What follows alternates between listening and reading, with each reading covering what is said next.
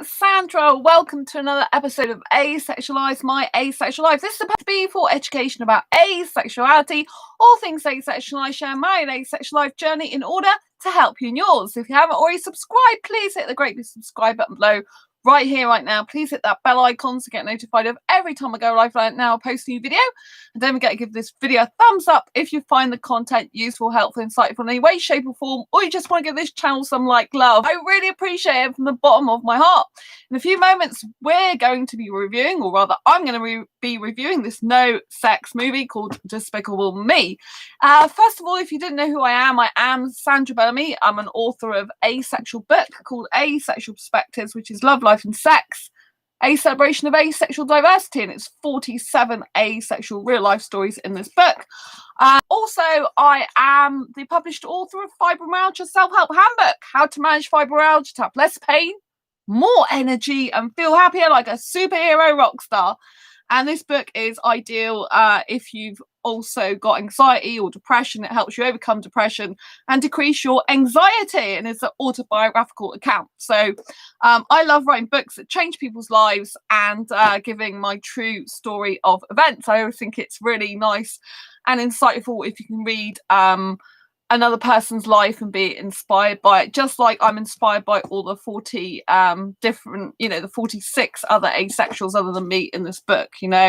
They've gone out of their way to actually, talk about how they feel about love, life and sex when they're asexual. Now, if you didn't know what asexuality is about, asexuality is a sexual orientation that's a lack of sexual attraction.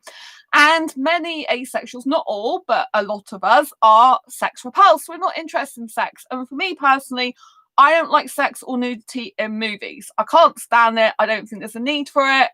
And I much prefer it when I can see movies without that in. And that's what I always try to do. Pick movies that have got no sex in them and no nudity. So that's why today I'm reviewing Despicable Me, because it has no sex and no nudity in it. And it's really, really awesome. So why is Despicable Me so awesome? By the way, this is a triple play Blu-ray version, right? Which this means you get a Blu-ray disc. Excuse me. You get a Blu-ray version, a DVD version, a digital copy.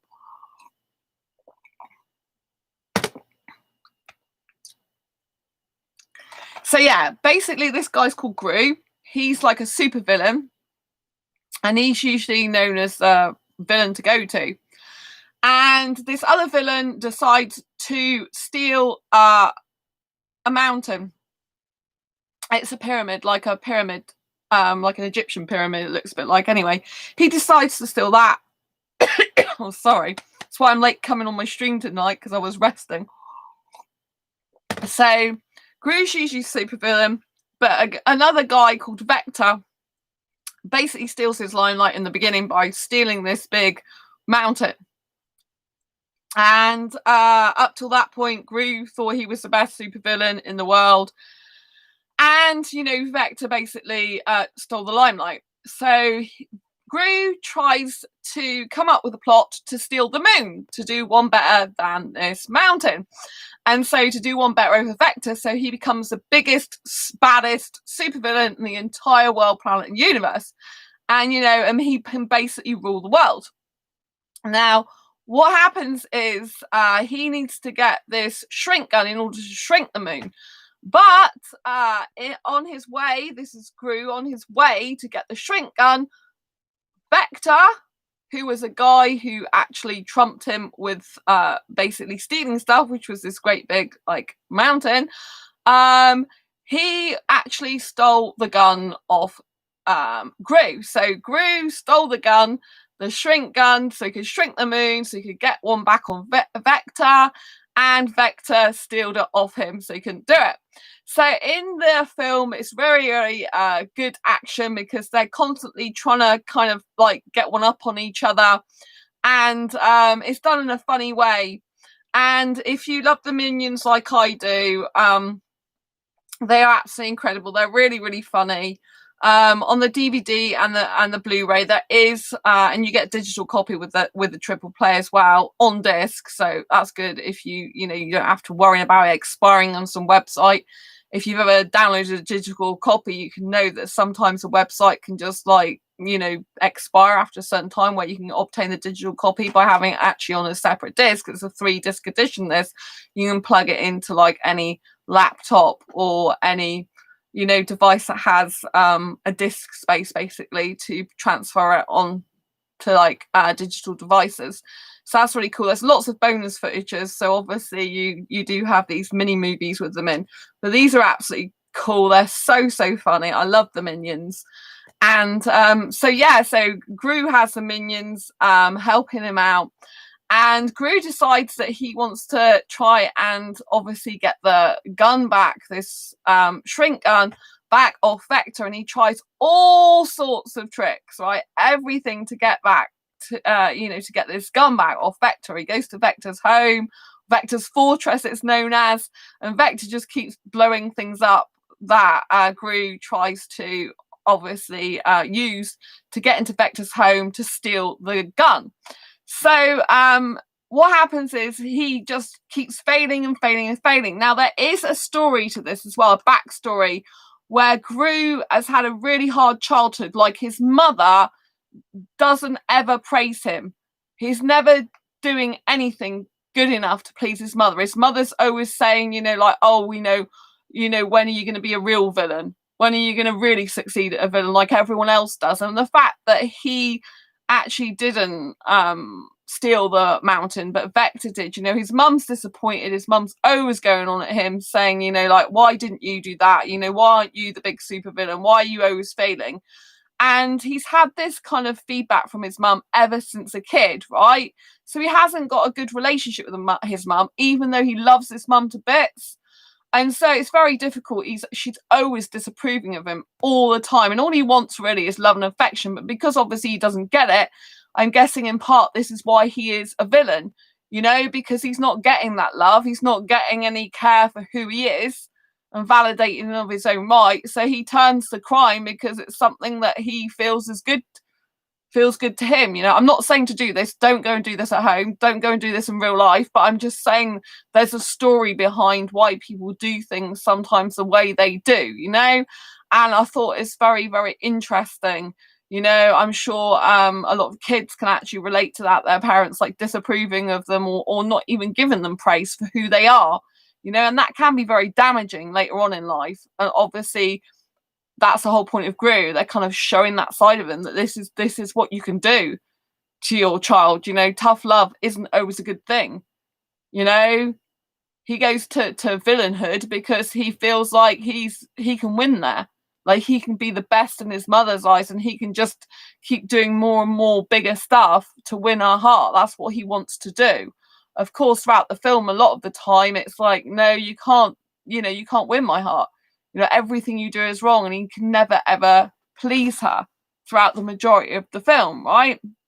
And so this is a very, very, very deep storyline when you think about it. And I think it's very, very true of a lot of relationships, like I think a lot of children feel like, why can't my mum or dad just love me for who I am, and just praise me for being who I am and just being the wonderful person. I think, when you have positive praise as a child and you have support and you have encouragement, I think you tend to thrive. Too many parents, I think, just like this wagging finger type of attitude, oh, you're not good enough, you're not doing this, you're not doing that, and it just wears away at a person. So they like, some people like are very sensitive and they'll just cry and get upset.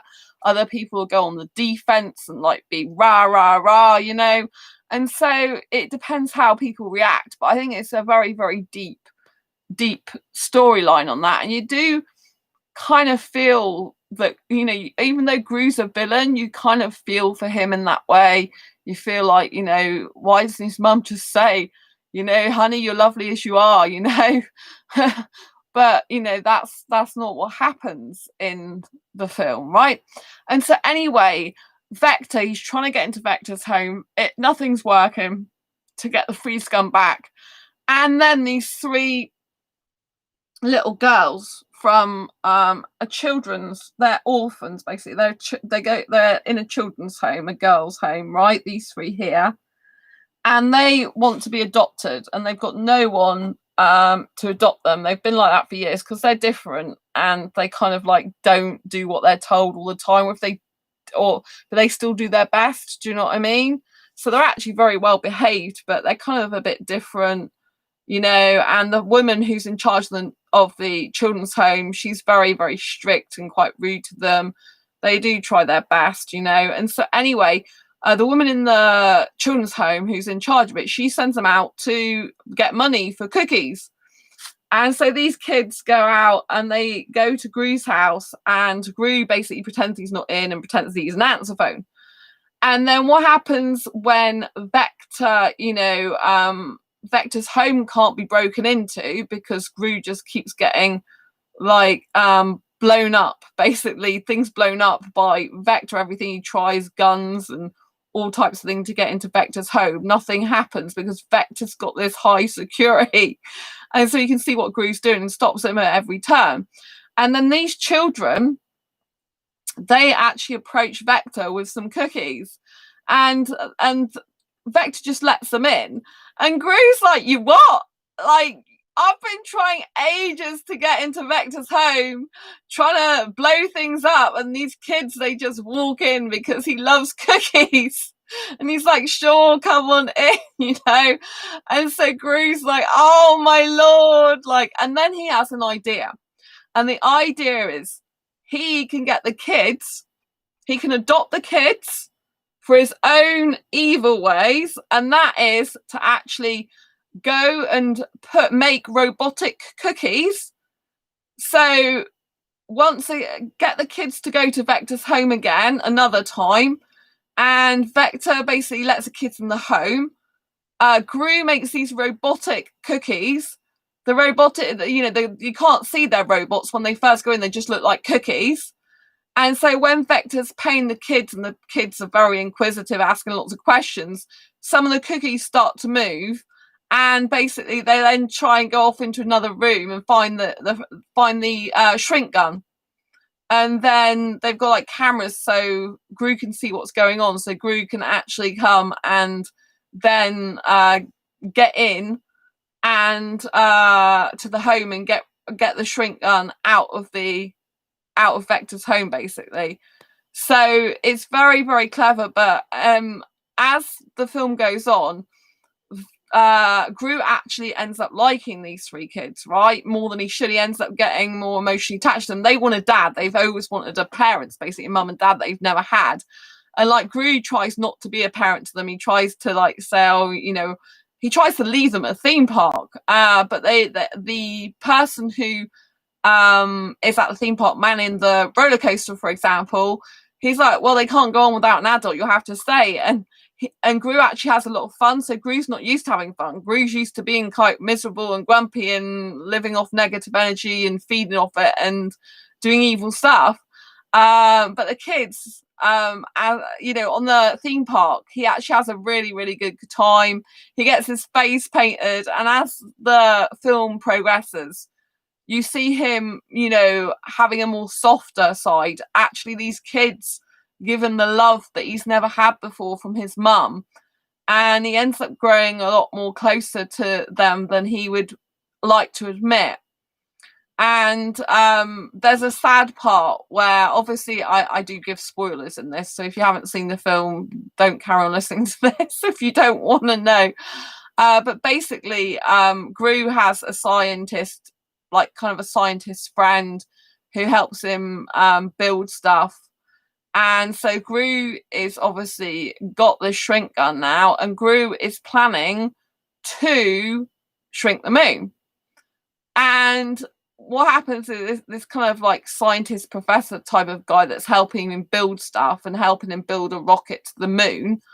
Then he can take his shrink gun and shrink it and bring the moon back, basically, and be the biggest, baddest, evil guy in the world, villain, and take over the world with it. Basically, he says that the children have become too much of a distraction because they've got this ballet recital on that Gru wants to go to, and it's on the same night as they're supposed to launch the rocket to basically shrink the moon and steal it. And so his kind of like scientific professor, strange looking guy,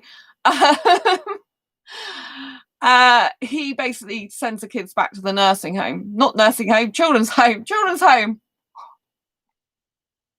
I guess because I'm thinking of a nursery. It's like nursing kids, isn't it? You know what I mean? Children's home. And so they're really sad and they go off and Gru doesn't do anything about it. And then one of the minions comes and gives him a ticket as he's about to go off the rocket. Gives him a ticket to the ballet recital, you know, well, actually it's a final performance, right? He gives him a ticket to the final performance that he puts it in his pocket that he's forgotten. And he's like, oh, don't give me that. I'm not interested, basically. But one of the minions puts it in there anyway.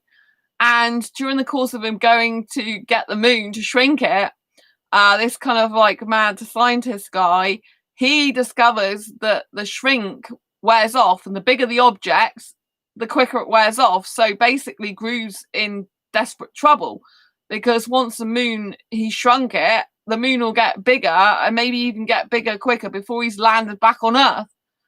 And obviously it could squish him.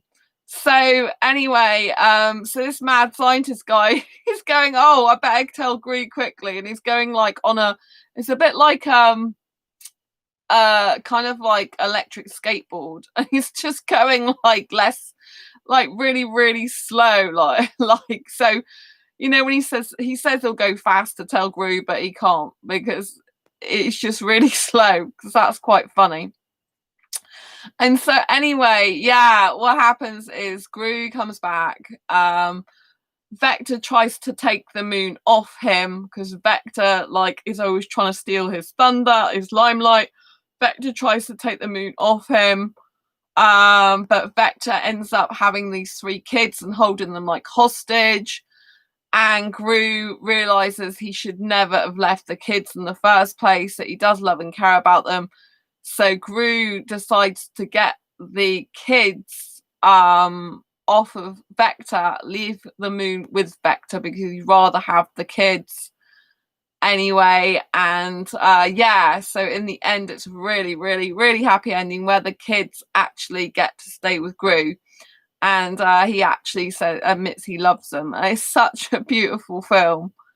I really, really loved it. I loved everything about it. I mean, obviously villains aren't a nice thing to love, really, but I think they've done a really good job, the producers of this film, because they've really woven into the film why Gru is the way he is, you know, why he's a villain, really, why, you know, that tough love has made him tough in a bad way, which, you know, some people can end up going that way, you know. And you know, it shows his mum at the end as well. His mum at the end actually gives him praise and said he's a good dad, basically. So he's finally got the praise he wanted, but for doing good stuff. And I like that, you know, they've rectified that at the end of the movie by saying, you know, if you do good stuff, you will actually be rewarded. If you do bad stuff, you know, you're not going to be praised and rewarded for it. So I think that's a very positive message to send to kids. Very, very positive. And I think the film's just amazing, you know, and the love he has, you know, for him, you know, for the children is a very pure, you know, parental type of love as well. And, you know, there's no horribleness in terms of like any type of, you know, like sex or, you know, nudity or anything like that in this type of film. There's no references, because sometimes in kids' movies they make adult references, don't they, to sex or nudity or some body parts. There's none of that nonsense in this. Oh, I really like that about the film, you know. It's just very good storyline, very good action. Like, I'm already starting to watch it a second time and I was like, I've got to stop because you know, I'll be too infatuated with the film to like actually do the stream. But yeah, it's really, really good movie. I'd highly recommend you watch it. Definitely a good no sex awesome movie to watch. And you know, there has been more than just the Despicable Me. This is the original one. You know, there's more in the series. I've seen one of the others in the series. It's really, really good. Go and get a copy, go and watch it, go and stream it. I will put the link in the description in case you want to go through Amazon. If you do use my link, I can get some pennies for it. If I'm a lucky person, maybe get some pennies for it. Anyway, every little helps the channel. And I just hope you enjoy the movie anyway. And I hope you like my review. If you did, please give it a thumbs up.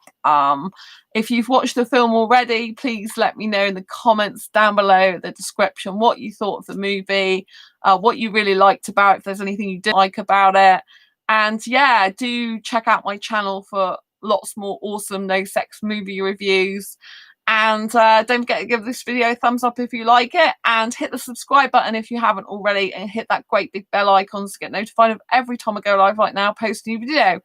It's been an absolute pleasure talking to you as always. Love you lots. Take care. Stay ace. Bye.